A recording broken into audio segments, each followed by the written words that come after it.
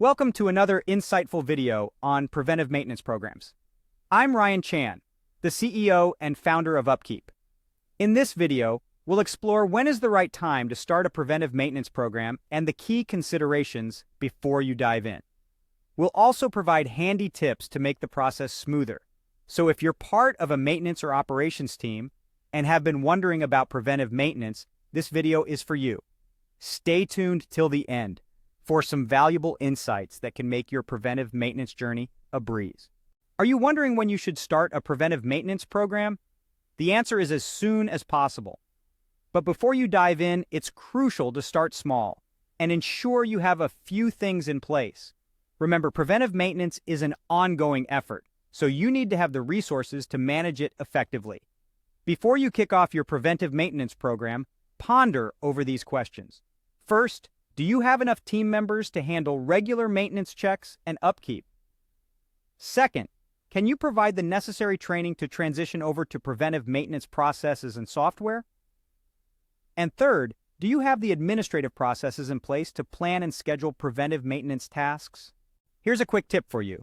If you have an asset that requires routine maintenance and tends to need frequent repairs, it's likely a good candidate for preventive maintenance.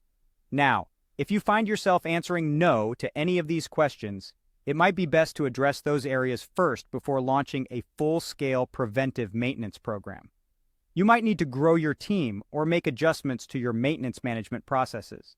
For instance, if your maintenance manager is swamped and doesn't have time to plan maintenance tasks, they might need to delegate some tasks to another team member before a preventive maintenance program becomes feasible.